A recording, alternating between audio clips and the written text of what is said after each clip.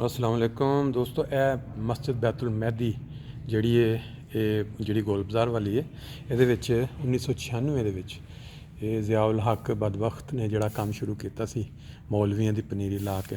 ਉਹਦੇ ਬਾਅਦ ਮਸਜਿਦਾਂ 'ਚ ਇੱਕ ਦੂਜੇ ਦੇ ਖਿਲਾਫ ਧਮਾਕੇ ਇਸ ਜਗ੍ਹਾ 'ਤੇ ਇੱਕ ਕੂਲਰ ਹੁੰਦਾ ਸੀ ਇੱਟਾਂ ਵਾਲਾ, ਔਰ ਇੱਥੇ ਇੱਕ ਧਮਾਕਾ ਹੋਇਆ ਸੀ ਜਿਹਦੇ ਵਿੱਚ ਆਪਣੇ ਸਾਡੇ ਅਹਿਮਦੀ ਕੁਛ ਜ਼ਖਮੀ ਹੋਏ। ਅਤੇ ਮੈਂ ਤੁਹਾਨੂੰ ਹੁਣ ਦੱਸਾਂ, ਹੁਣ ਤੁਸੀਂ ਦੱਸੋ ਕੀ ਵਾਕਿਆ ਸਾਰਾ। ਪਹਿਲੀ ਸਫ਼ 'ਚ ਬੈਠੇ ਸਾਂ ਇੱਥੇ। ਅੱਛਾ, ਇੱਥੇ ਖਿੜਕੀ ਹੁੰਦੀ ਸੀ ਨਾਲ।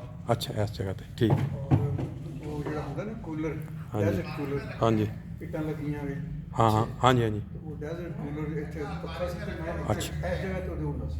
ਅੱਛਾ, ਤੇ ਮੈਂ ਇੱਥੇ ਬੈਠਾ ਸਾਂ ਸਾਹਮਣੇ। ਅੱਛਾ, ਬਸ ਇੱਥੇ ਬੈਠੇ ਬੈਠੇ ਉਹ ਇੱਟਾਂ ਦੇ ਵਿੱਚ ਕਿਸੇ ਨੇ ਬੰਬ ਸੀ ਰੱਖਿਆ। ਬਾਹਰ ਜਿਹੜੀਆਂ ਠੀਕ। ਚਿੜੀਆਂ ਹੁੰਦੀਆਂ ਨੇ ਹਾਂਜੀ ਹਾਂਜੀ ਹਾਂਜੀ, ਠੀਕ ਹੈ। ਐਂਡ ਅੱਛਾ ਨਮਾਜ਼ ਦਾ ਟਾਈਮ ਹੋ ਗਿਆ ਸੀ। ਅੱਛਾ, ਠੀਕ ਹੈ। ਅੱਛਾ, ਖੜੇ ਹੋਣ ਹੀ ਲੱਗੇ ਸਨ। ਹਾਂ, ਖੜੇ ਹੋਣ ਤੋਂ ਪਹਿਲਾਂ ਹੀ ਉਹ ਇੱਥੇ ਉਹ ਸੁਣਿਆ ਕਿ ਉਹ ਇੱਕ ਵਾਰੀ ਖੜੇ ਹੋ ਕੇ ਕੋਈ ਐਲਾਨ ਕਰਨ ਵਾਸਤੇ ਉਹਨਾਂ ਬਿਠਾਇਆ ਸੀ ਦੁਬਾਰਾ। ਐਲਾਨ ਇਮਾਮ ਨੇ ਕਿਹਾ ਕਿ ਵੀ ਮੈਂ ਇੱਕ ਐਲਾਨ ਕਰਨਾ। ਹਾਂਜੀ, ਗਾਲਬਨ ਉੱਠਦੇ ਉੱਠਦੇ ਦੁਬਾਰਾ ਬਹਿ ਗਏ ਥੱਲੇ। ਅੱਛਾ, ਇੱਥੇ ਇਮਾਮ ਸਾਹਿਬ ਬਸ ਬੈਠਣ ਦੀ ਦੇਰ ਹੋਈ ਹੈ। ਕਿੰਨੇ ਕੁ ਅਫਰਾਦ ਸਨ ਉਸ ਟਾਈਮ ਨਮਾਜ਼ 'ਚ? ਮੇਰਾ ਖਿਆਲ ਸੀ ਉਹ ਸੈੱਟ ਉਹਨਾਂ ਨੇ ਕੀਤਾ ਸੀ ਟਾਈਮ ਮਸਤ ਨਮਾਜ਼।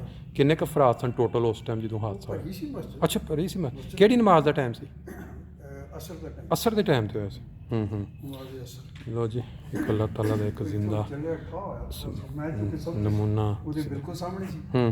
ਬਸ ਉਹ ਸਿੱਧਾ ਆ ਕੇ ਤੇ ਵਿੱਚੋਂ ਚੀਜ਼ ਲੱਗੀ ਹੈ ਸਾਰੇ। ਇਹ ਸਾਰੀ ਸਾਈਡ ਇੱਕ ਜਿਹੜੀ ਉਹ ਲੈਫਟ ਸਾਈਡ ਜਿਹੜੀ ਉਹ ਅੱਖ ਜਿਹੜੀ ਉਹਦੇ ਵਿੱਚ। ਠੀਕ। ਤੁਹਾਡੇ ਕੋਲ ਉਦੋਂ ਉਸ ਟਾਈਮ ਨਾਇਬ ਸਦਰ ਮੋਮੀ ਦਾ ਸੀ ਨਾਲ? ਮੈਂ ਉਦੋਂ ਕਾਇਮ ਖਾਮ ਸਦਰ ਮੋਮੀ। ਹਕੀਮ ਖੁਸ਼ੀਦ ਸਾਹਿਬ ਉਦੋਂ ਦਿੰਦਾ ਸੀ? ਉਹ ਬਾਹਰ ਗਏ ਸਨ। ਅੱਛਾ, ਬਾਹਰ ਗਏ। ਠੀਕ ਠੀਕ ਹੈ, ਠੀਕ। ਉਹ ਦਫ਼ਤਰ ਵਿੱਚ ਇੱਥੋਂ ਸਦਰ ਮੋਮੀ ਦਫ਼ਤਰ 'ਚ ਬੈਠੀ ਤਾਂ ਸੀ। ਫਿਰ ਹਾਂਜੀ, ਉੱਥੋਂ ਉੱਠ ਕੇ ਅਸਰ ਦੀ ਨਮਾਜ਼ ਵਿੱਚ ਪੜ੍ਹੀ ਆ। ਅੱਛਾ ਅੱਛਾ। ਮੇਰਾ ਕਿ ਇਹ ਵੀ ਇੱਕ ਅੱਲਾਹ ਤਾਲਾ ਦਾ ਮੌਜਜ਼ਾ ਹੀ ਜਿਹੜਾ ਉਸ ਇੰਨੇ ਸ਼ਦੀਦ ਬੰਬ ਦੇ ਵਿੱਚ ਕੋਈ ਵੀ ਇੱਕ ਵੀ ਬੰਦਾ ਹਾਂਜੀ ਉਹ ਤੇ ਕੋਈ ਛੋਟੀ ਨਹੀਂ ਸੀ। ਇਹ ਹੈ ਅੱਲਾਹ ਦਾ ਫਜ਼ਲ ਕਿ ਹੱਡੀ ਨਹੀਂ ਟੁੱਟੀ, ਮਾਸ ਉੜ ਗਿਆ ਤੇ ਉਹਦਾ ਫਿਰ ਨਿਸ਼ਾਨ ਰਹਿ ਗਿਆ। ਅੱਛਾ ਅੱਛਾ, ਹੱਡੀ ਨੂੰ ਨੁਕਸਾਨ ਨਹੀਂ ਪਹੁੰਚਿਆ। ਲੇਕਿਨ ਇਹਦੇ ਉੱਤੇ ਰਾਜਾ ਸਾਹਿਬ ਨੇ ਕੋਈ ਨਜ਼ਮ ਵੀ ਲਿਖੀ ਸੀ, ਜ਼ਿੰਦਾ ਸ਼ਹੀਦ। ਕੋਈ ਯਾਦ ਉਹਦੇ ਕੋਈ ਅਲਫਾਜ਼? ਉਹਨਾਂ ਦੇ ਕੋਈ ਅਲਫਾਜ਼ ਯਾਦ ਨੇ ਉਸ ਨਜ਼ਮ ਦੇ? हाँ हाँ बिल्कुल।